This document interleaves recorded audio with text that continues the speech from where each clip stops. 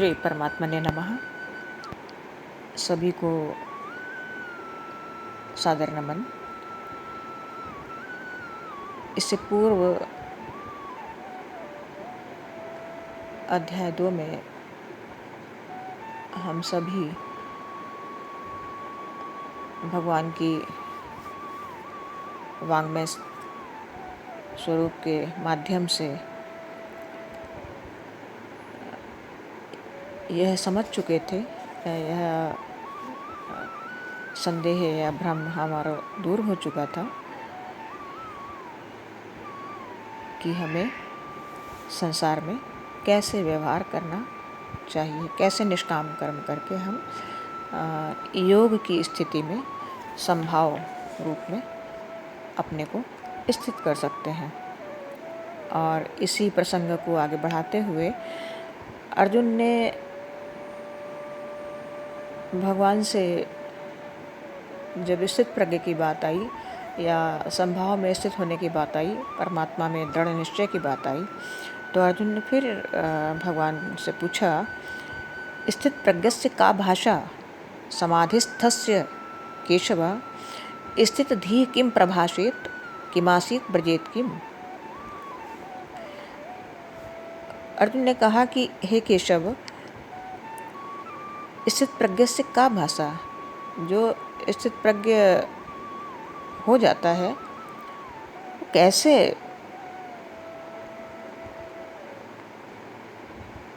कैसा होता है, उसके लक्षण क्या होते हैं, और समाधिस्थस्य, और जो समाधि में स्थित हो जाता है पुरुष, वो कैसा होता है। स्थित धी किम प्रभाषेत, और स्थिर बुद्धि पुरुष जो है वो कैसे बोलता है, कैसे बैठता है। किमासीत मीन्स कैसे बैठता है, और ब्रजेत किम, और कैसे चलता है।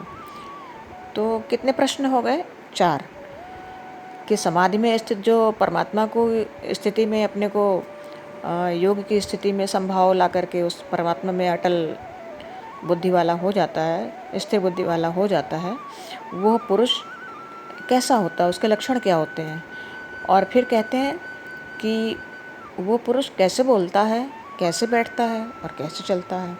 तो 3 प्रश्न ये हुए। पहला प्रश्न वो था कि कैसा होता है। अगर देखा जाए तो पहले प्रश्न में ही अंत के तीनों प्रश्न अंतर्भाव से निहित हैं कि जब उसके लक्षण पूछ लिए तो उसमें बोलना, उठना, बैठना, व्यवहार, चलना, सब कुछ एक साथ जाना जा सकता है, या सब कुछ एक साथ हम समझ सकते हैं। यहाँ केशव शब्द का प्रयोग किया है अर्जुन ने भगवान के लिए। इसका बड़ा अगर अर्थ निकालें हम तो केशव का जो शब्द का जो विन्यास है वो है का, आ, ईश और वा। का जो है जब आ के साथ संयुक्त होता है तो का बोला जाता है, और ईश और वा। तो का माने होता है ब्रह्मा, आ माने होता है विष्णु, और ईश का मतलब होता है शिव से, और वा का मतलब होता है वपु, अर्थात जिनमें इन तीनों का, जिस शरीर में इन तीनों देवों का समावेश हो उसे कहते हैं केशव।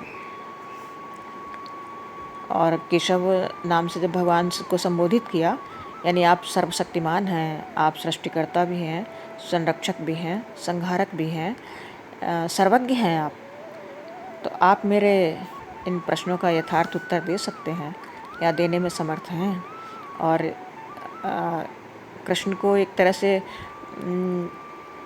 केशव शब्द से बांध लिया अर्जुन ने, और ये इन प्रश्नों के उत्तर उसे मिलने चाहिए, ऐसा संकेत है केशव शब्द के प्रयोग से।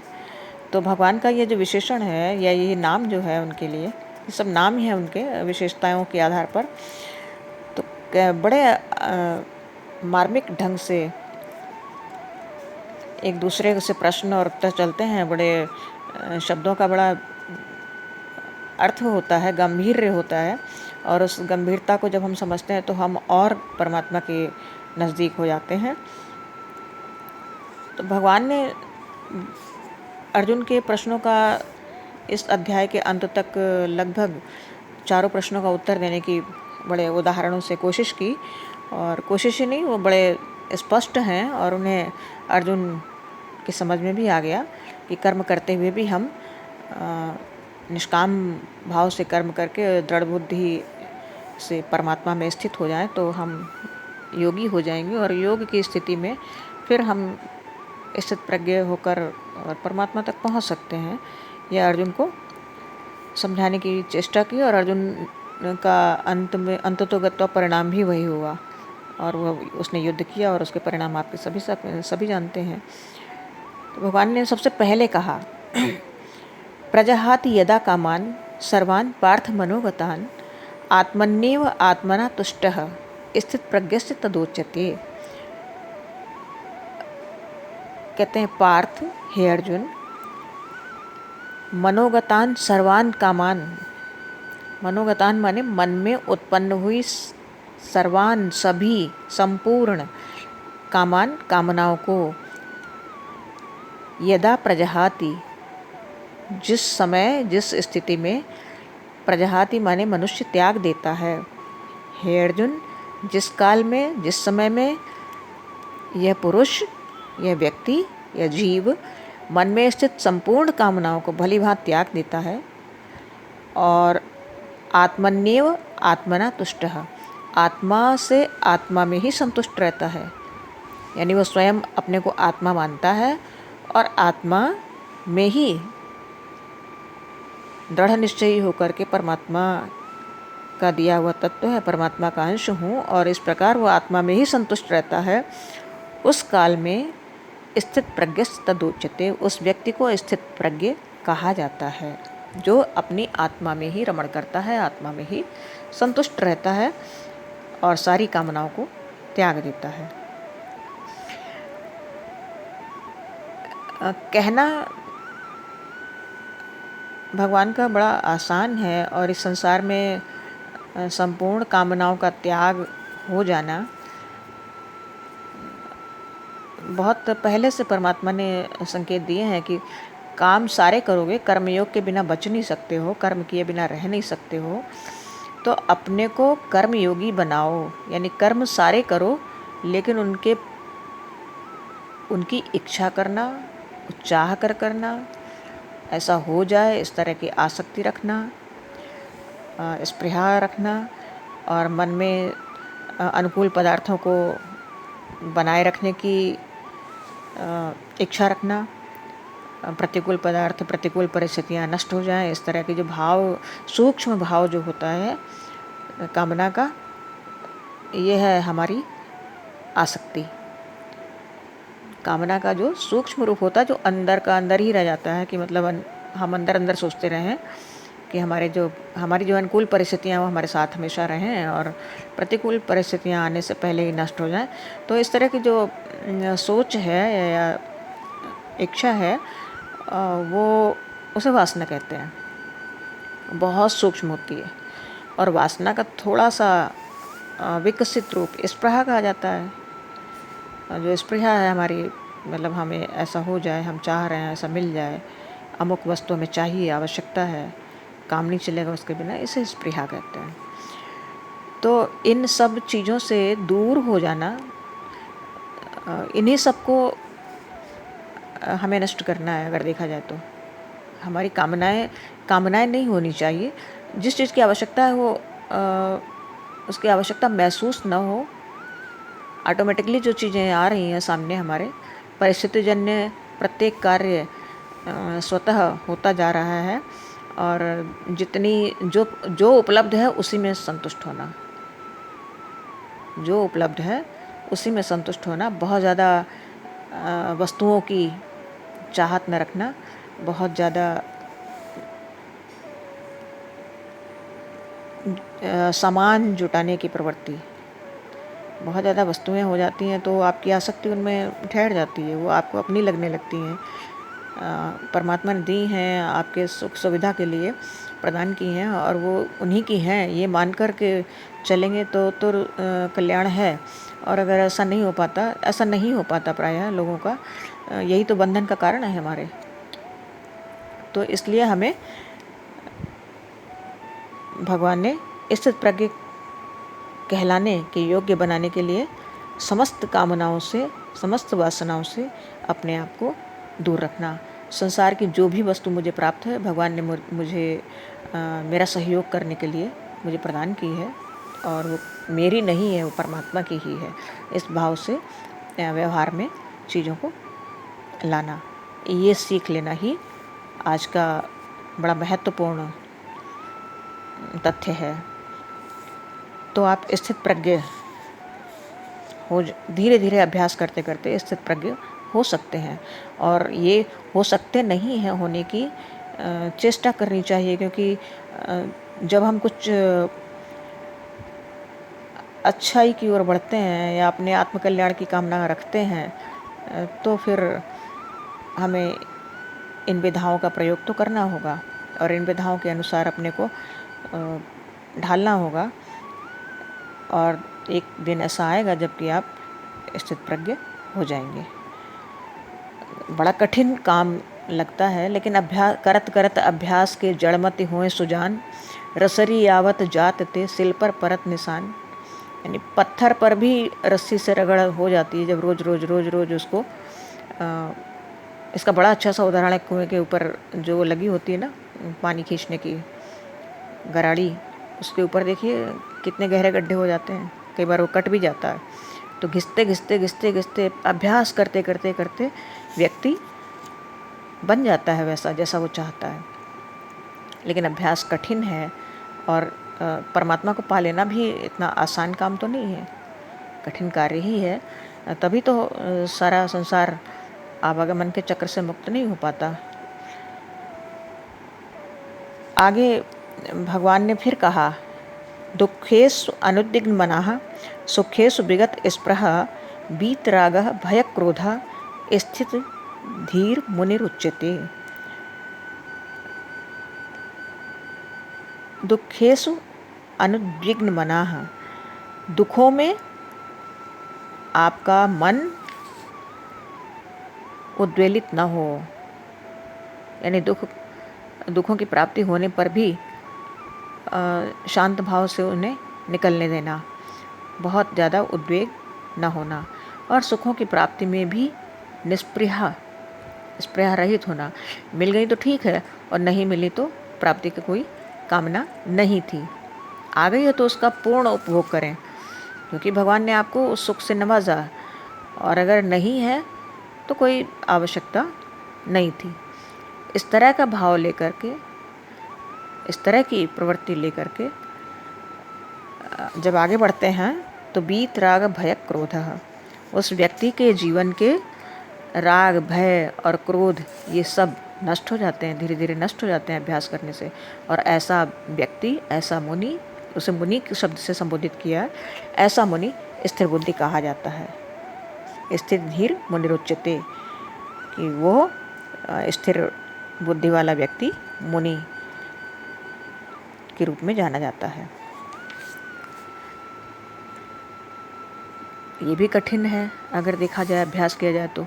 दुखों में तो हम बहुत जल्दी विचलित होते हैं, और सुखों में भी हम कई बार धैर्य खो देते हैं, वो उभर कर दिखने लगता है। जिनमें गांभीर्य कम होता है, उनके सुख दुख उनके बहुत जल्दी स्पष्ट दिखने लगते हैं। और जो गंभीरता से पूर्ण है, यानी काफ़ी कुछ समझ चुके हैं, अनुभवी हो चुके हैं, या प्रयास उनका कुछ दूर तक रहा है, तो उन्हें दोनों ही स्थितियों में बहुत ज़्यादा विचलित नहीं देखा जाता। और ऐसा ही अभ्यास हमें आपको करना है, क्योंकि हमें स्थिर बुद्धि बनना है। और शुभाशुभ कर्म जो हैं उनको करके भी बहुत ज़्यादा ये मत दिमाग में लाना कि हमने बहुत अच्छा कर लिया, बहुत अच्छा कर लिया, या गलत हो गया तो फिर अब उसके लिए भी रात दिन अपने आप को अपने मन को परेशान करते रहना कि गलत हो गया। ठीक है, जो चीज़ आपके हाथ से निकल गई वो गई, और जो हो गई वो भी परमात्मा ने करवाई। इस दृष्टि से अगर गलत है, आपका अंतःकरण कहता है वो गलत है, तो आप क्षमा प्रार्थी बनिए। और वो बहुत शुभ कार्य है तो ठीक है, बहुत इतराइए मत कि हाँ वो परमात्मा ने दोनों ही काम उनके द्वारा उससे हुए और वो अच्छा काम है, उसके लिए धन्यवाद दो कि आपके द्वारा अच्छी प्रेरणा मिली। और अगर गलत हुआ तो उसके लिए क्षमा प्रार्थी बनिए अपने अंतःकरण में परमात्मा के लिए। और ऐसी स्थिति में धीरे धीरे, बहुत सुंदर ढंग से ये धीरे धीरे अभ्यास करने की बात परमात्मा ने हम सभी को कही है। ये न केवल अर्जुन को बल्कि हम सभी को बहुत शांति के साथ गंभीर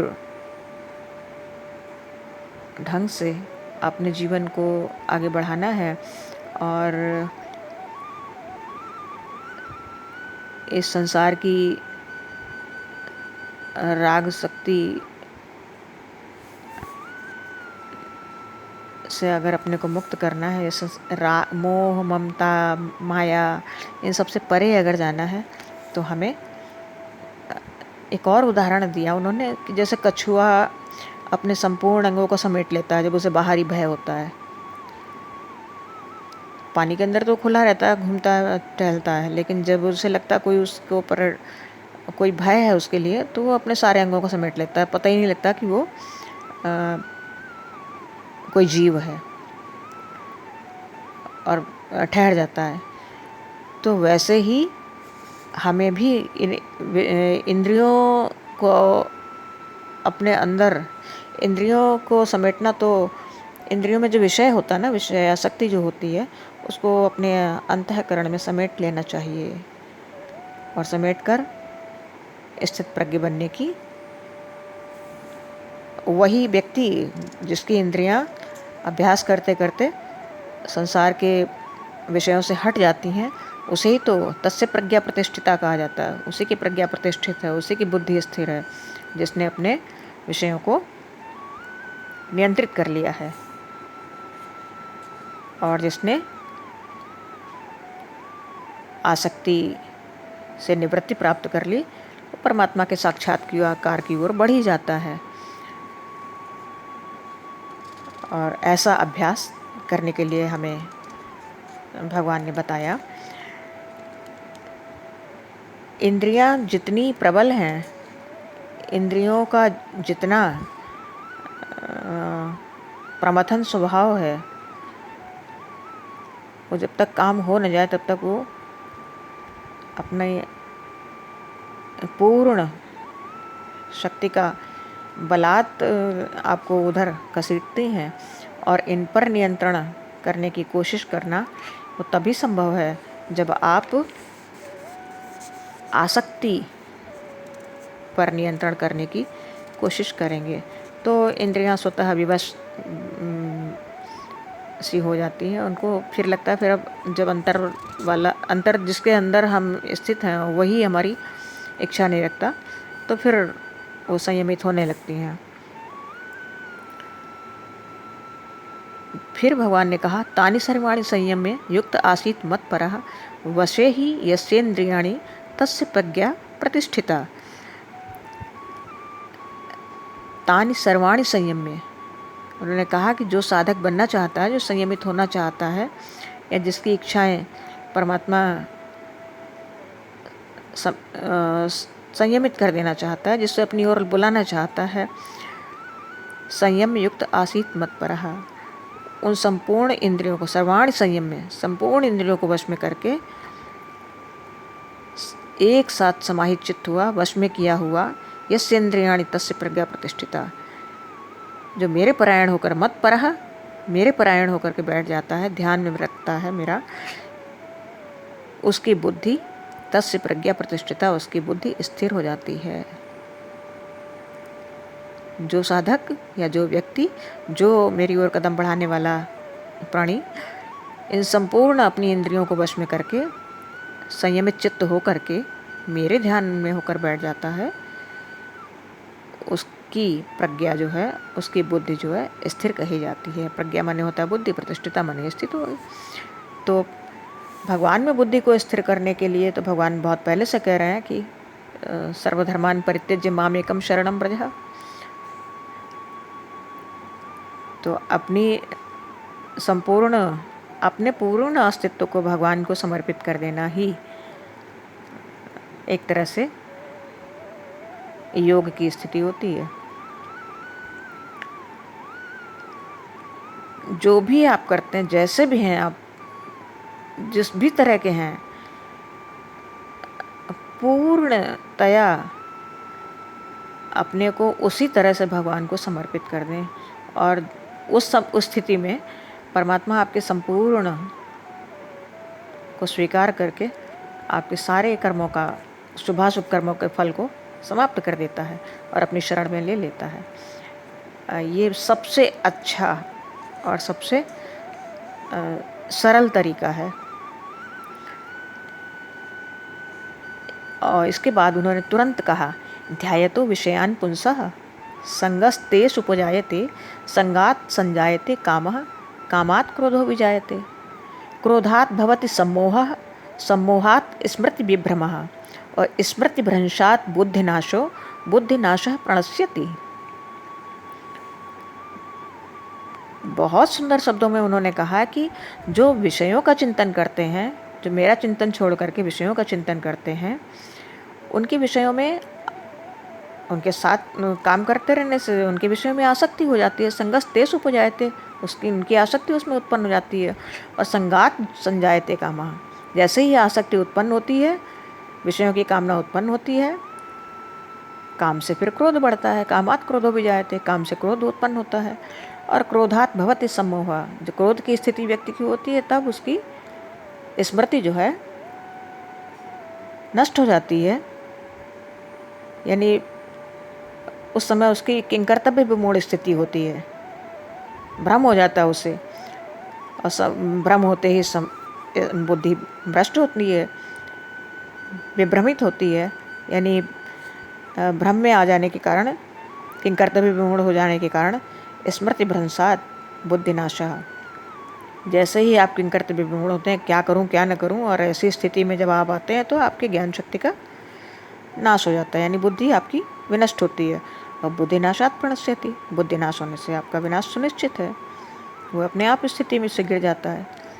तो सबसे पहले बहुत अच्छी चीज़ों से ध्यान देने की ज़रूरत है कि हम कहाँ से अपने को हटाएं। सबसे पहले विषयों का चिंतन छोड़ें तो आपका बुद्धिनाश नहीं होगा, क्योंकि सारी जो झंझट है, सारा जो झंझावात है, वो विषयों से ही शुरू होता है, प्रारंभ होता है। विषय जब आपके अंदर होंगे, उनका चिंतन होगा, तो आप उसमें आसक्त होंगे उसमें, तो आप में कामनाएं जगेंगी। कामनाएं जब पूरी नहीं होती हैं, काम जब ज़्यादा हो जाता है, काम का मतलब इच्छा शक्ति, इच्छाएं, अनंत इच्छाएं। और जब ये अनंत इच्छाएं आपके अंदर जाग जाती हैं, तो जब एक काद की पूर्ति नहीं होती तो आपको क्रोध आता है। और क्रोध की स्थिति में आप सम्मोहित हो जाते हैं, मूढ़ हो जाते हैं, न करने योग्य सब काम करने के लिए प्रवृत्त हो जाते हैं। और जब आप मूढ़ भाव में आते हैं तो आपकी स्मृति भी भ्रमित होती है, जो याद था वो भी भूल जाते हैं आप। और स्मृति भ्रंशात् बुद्धिनाशः, और जिसकी स्मृति भ्रमित होती है उसकी बुद्धि का नाश हो जाता है। और बुद्धि नाश होने पर आप अपनी स्थिति से गिर जाते हैं। तो इस समग्र से हटने के लिए, इतने बड़े विनाश से बचने के लिए, हमारी आपकी समझ तो यही कहती है, हमारी समझ तो यही कहती है कि हमें विषयों का चिंतन न करके परमात्मा का चिंतन करना चाहिए। क्योंकि एक चीज़ कभी ध्यान से देखो, जाने अनजाने भी अगर हम आग को छूते हैं तो हम जल जाते हैं ना, जलते हैं ना।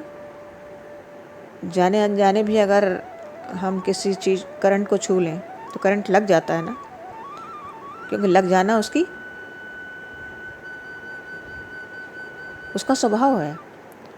तो अगर हम विषयों में लगेंगे तो हम विनाश की ओर बढ़ेंगे, और अगर हम परमात्मा के चिंतन में लगेंगे तो हम परमात्मा के होंगे, परमात्मा की ओर के शरण में पहुंच जाएंगे। तो जाने अनजाने भी अगर हम जानकर भगवान का ध्यान करें या न जानकर करें, अगर हम उनकी तरफ बढ़ते हैं या उस तरह उनका चिंतन करते हैं, तो उनके चिंतन का प्रतिफल तो आपको मिलना ही मिलना है। जैसे आग को छुआ, आग ने जलाया, परमात्मा को याद किया, परमात्मा ने हमें नवाजा। कुछ न कुछ जो भी हमने जिस भाव से उनको याद किया, उस भाव का तुरंत निराकरण होता है, तुरंत वो आपको देखते हैं और आपको अपनी ओर आकृष्ट करते हैं। तो इसलिए क्यों हम संसार की वस्तुओं का इतना चिंतन करें, संसार के बारे में इतना सोचें।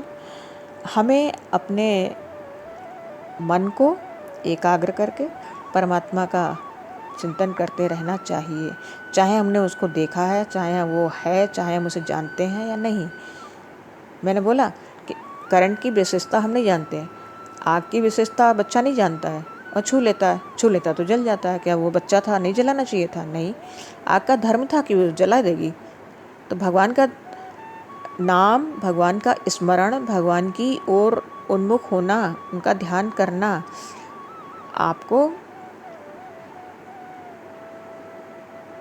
उनकी जो अपनी विशेषता है, उनका जो अपना असर है, जो उनका स्वभाव है, उनका स्वभाव आप जानते हैं, सच्चिदानंद रूपाय, चेतन स्वरूप हैं, सत्य स्वरूप हैं, आनंद स्वरूप हैं। तो आपको आनंद देंगे ही देंगे, आपको चैतन्य रखेंगे, आपको सत्य की राह पर ले जाएंगे और आनंद। ये तीन चीज़ें तो उनसे मिलनी ही मिलनी हैं, चाहे आप जिस तरह से उनका स्मरण करें, जिस तरह से उनका ध्यान करें।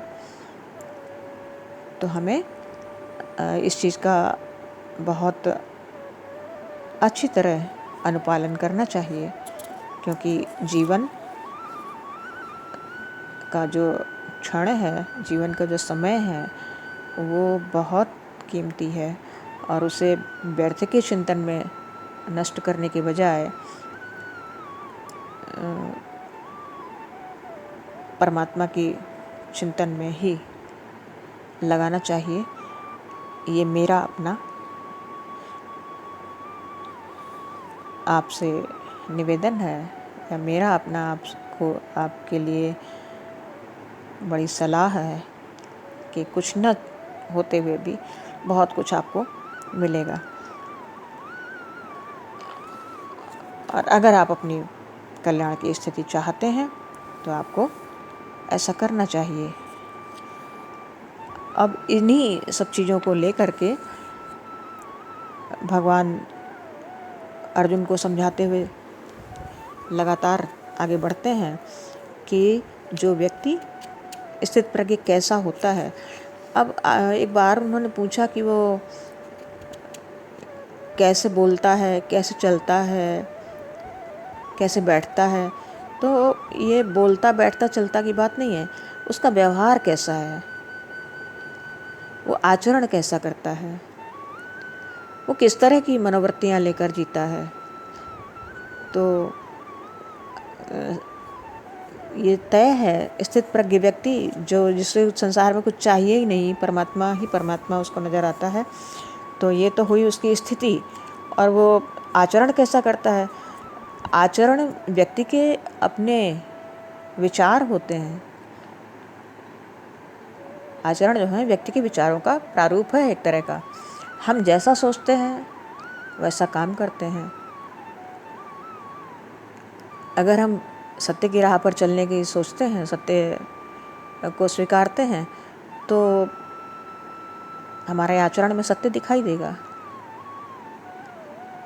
क्योंकि जैसा हम सोचते हैं वैसा हम काम करेंगे, और काम हमारा विचारों की परिणति ही है।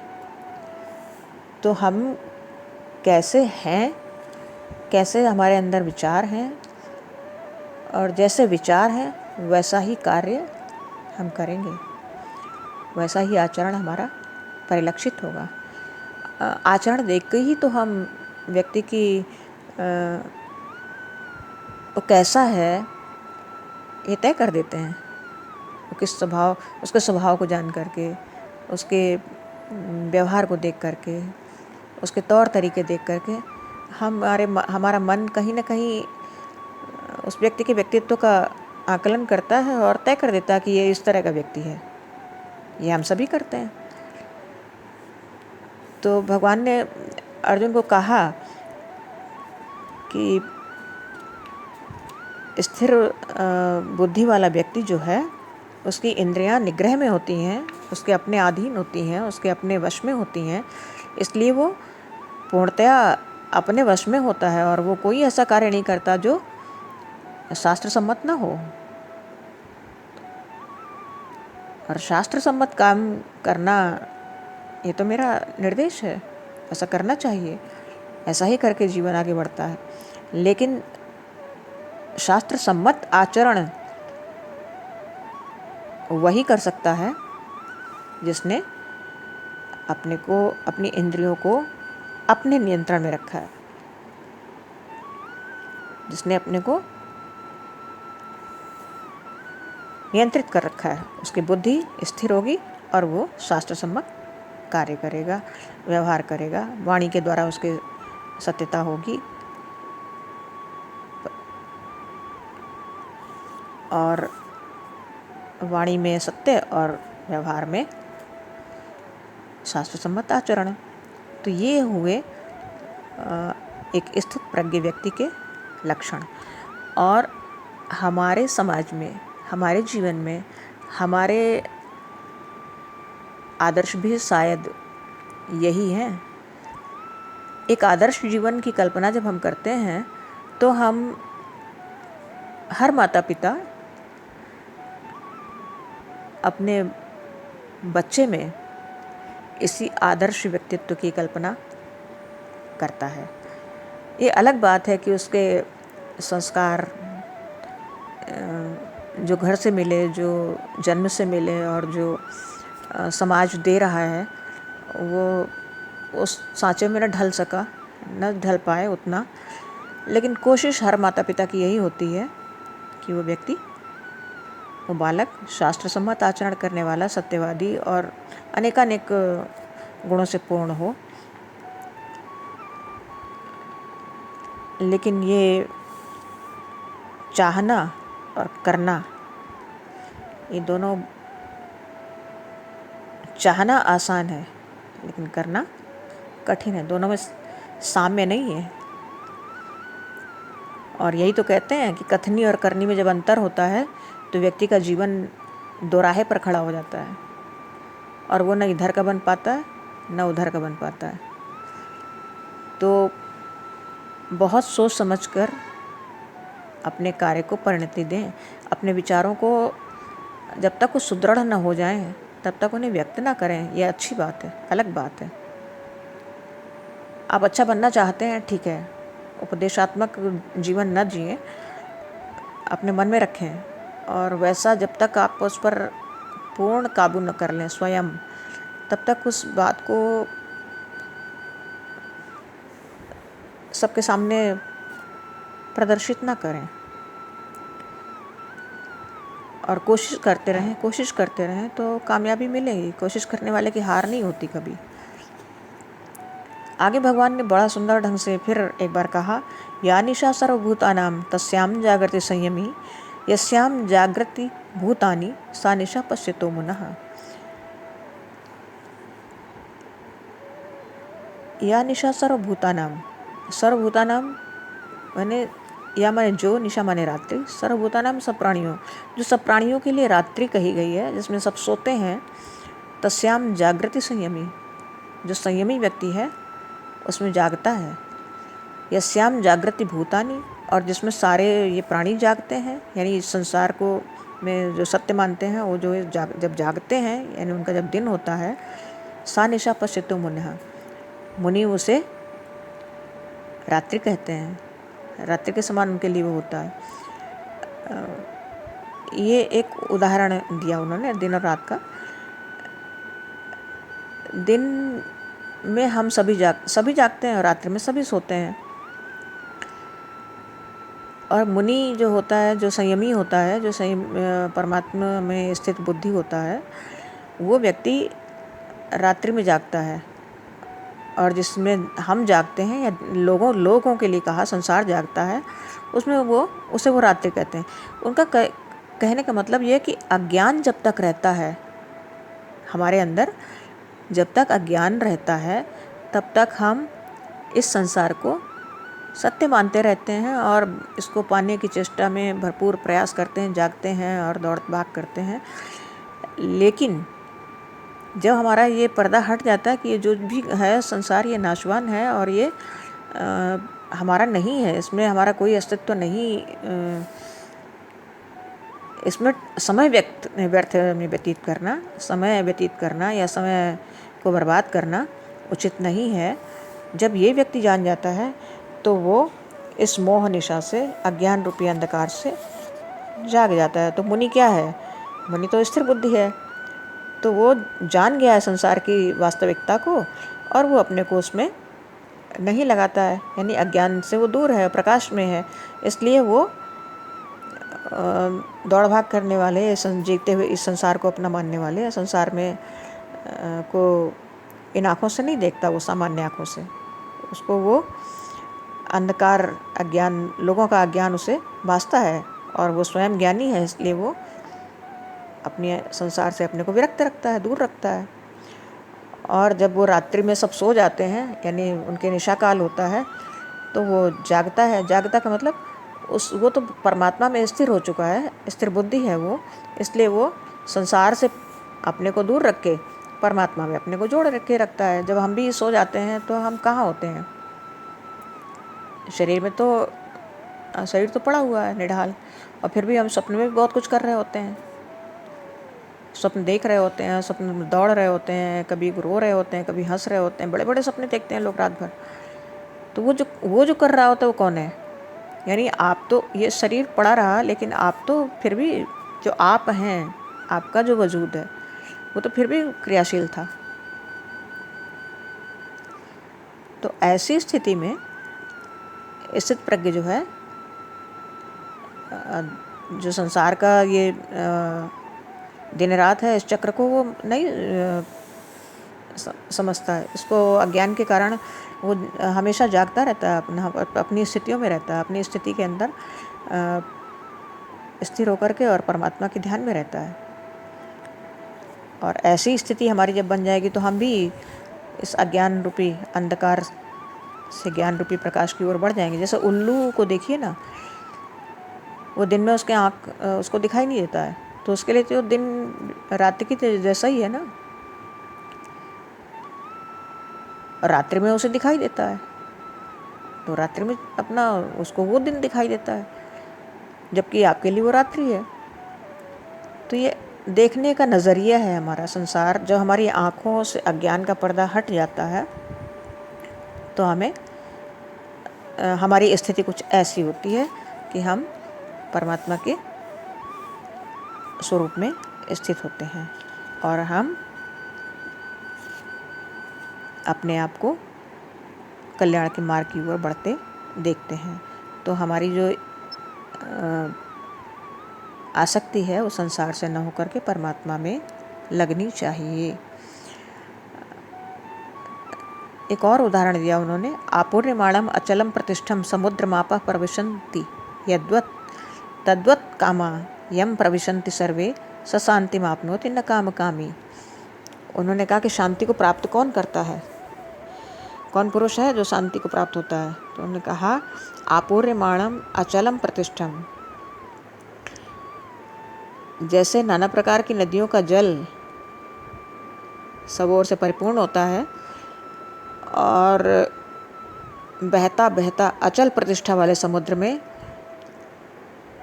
समा जाता है, लेकिन समुद्र विचलित नहीं होता।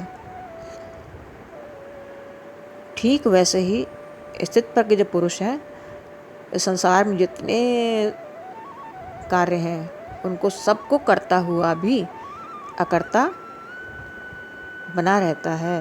वो कार्य, वो स्थितियाँ उसमें उसके जीवन में विकार नहीं उत्पन्न करती हैं और वो भोग सारे उसके जीवन में समाते मतलब सारा जो भी करता है वो सब उसके अंदर समाता चला जाता है। इतना गांभीर्य उसमें रहता है, इतना बोध रहता है उसे कि वो क्या है। और वही परम पुरुष है, शांति को प्राप्त होने के लायक है। जो भोगों को नहीं चाहता है, नहीं सच्चाई को जान लेता है और उनसे अपनी आसक्ति हटा लेता है, वह पुरुष शांति का अधिकारी होता है। और ये स्थिति हमारी होनी चाहिए। फिर उन्होंने कहा, विहाय कामान यह सर्वान पुमांश्चरति निस्पृहा निर्ममो निरहंकारा स शांतिमधिगच्छति। जो पुरुष, पुमांस माने पुरुष, जो पुरुष, यह पुमांस, यह जो पुरुष सर्वान कामान विहाय, संपूर्ण कामनाओं को त्याग कर निष्प्रिय हो जाता है, स्पृहा रहित हो जाता है, निर्ममो, उसे कोई ममता नहीं होती, निरहंकार, और अहंकार से रहित हो जाता है, वह शांति को प्राप्त करता है। यानी हमें अपने जीवन में अपनी कामनाओं को समेटना चाहिए और आसक्ति रहित होकर, ममता रहित होकर, अहंकार रहित होकर के विचरण करना चाहिए, और तब हम शांति के अधिकारी बनते हैं। और यही ब्रह्म को प्राप्त करने की स्थिति होती है। ब्रह्म की प्राप्ति, ईश्वर की प्राप्ति, परमात्मा की प्राप्ति की स्थिति में आने के लिए हमें ये अनिवार्य रूप से ये कार्य करने चाहिए। ऐसा ब्राह्मी स्थिति पार्थ नैनाम प्राप्ति विमुह्यति स्थित्वा अस्य मंतकालेपि ब्रह्म निर्वाणम मृच्छति। अर्जुन के प्रश्नों का उत्तर देते हुए भगवान ने कहा कि ऐसा ब्राह्मी स्थिति ही, यही ब्रह्म की स्थिति है। हे पार्थ, नैनाम प्राप्य विमुह्यति, ब्रह्म की स्थिति को जो पुरुष प्राप्त हो जाता है, स्थित हो जाता है, उसको प्राप्त करके फिर वो कभी मोहित नहीं होता है, उसे मोह नहीं व्याप्त होता। और अंतकाल में इस स्थिति में प्राप्त व्यक्ति ब्रह्मानंद को प्राप्त कर लेता है, यानी ब्रह्म तक पहुंच जाता है, परमात्मा तक पहुंच जाता है। तो ब्रह्म विषयक जो स्थिति है हमारी, या ब्रह्म को प्राप्त करने लेने की जो हमारी आकांक्षा है, या हमारा प्रयास है, या आत्मकल्याण के जो भाव है हमारा, उसके लिए हमें इस स्थिति में आने का प्रयास करना होगा। यानी हमें स्पृहा रहित होकर, ममता रहित होकर, कामना रहित होकर के और अहंकार रहित होकर के अपने जीवन को परमात्मा में स्थिर बुद्धि बन होकर आगे बढ़ाना चाहिए और आत्मकल्याण की ओर अग्रसर होना चाहिए। ब्राह्मी स्थिति यानी ब्रह्म की स्थिति कब प्राप्त होती है? जब हम शांति की ओर बढ़ते हैं। और शांति तभी मिलती है जब हम स्पृहा रहित हों, हम कामना रहित हों। और ये हम सभी का बड़ा सुंदर सा बड़े अच्छे उदाहरणों के साथ परमात्मा ने अपने तक पहुंचने का रास्ता बताया, रास्ता दिखाया। क्योंकि हम भी इस संसार में आसक्त हैं एक तरह से, और तभी तो हमें सुख और दुख, द्वंद्व जो है इस संसार के, वो पीड़ित करते रहते हैं हर समय। और इन्हीं उलझनों में उलझ करके न जाने कितना जीवन का समय बिता दिया और अभी और व्यतीत करते जा रहे हैं। तो इस मूल्यवान समय को पहचानो। ये वक्त जो हमें मिला है ये बहुत कम है, और इसकी कीमत जो है वो सारे संसार की तुलना में बराबर नहीं ठहरती। संसार तुच्छ है इसके आगे, ये समय बहुत कीमती है। और जीवन को परमात्मा तक पहुंचाने में ही आत्मकल्याण है। हाँ, ये ज़रूर है कि आपका प्रयास जब आगे की ओर होता है तो प्रयास में कभी कभी आप असफल भी होते हैं, कमी भी रह जाती है, नहीं उतना कर पाते हैं, तो भी चिंता मत करें। क्योंकि जब आप उसके सानिध्य में कहीं पहुंचने लगते हैं तो खुद आपको फिर पकड़ने की कोशिश करता है, पकड़ लेता है और आपको संभाल लेता है, गिरने नहीं देता है। ये बहुत बड़ा सत्य है और इसमें ज़रा भी संदेह नहीं है, क्योंकि श्रीमद् भगवद गीता हमें एक एक ऐसा उदाहरण देती जाती है जिसमें हमारे प्रश्नों का समाधान होता जाता है। परमात्मा की तरफ कदम बढ़ाने पर ऐसा नहीं है कि वो बैठा रहता है और देखता रहता है कि आप कब गिरो और कब आओ, कब गिरो, कितने बार गिरे, कितने बार आए। जैसे ही आप थोड़ा सा भी असहाय और असफल होने लगते हैं, वो आपको सहारा देता है और आपको आगे बढ़ाने का, अपने तक पहुंचने का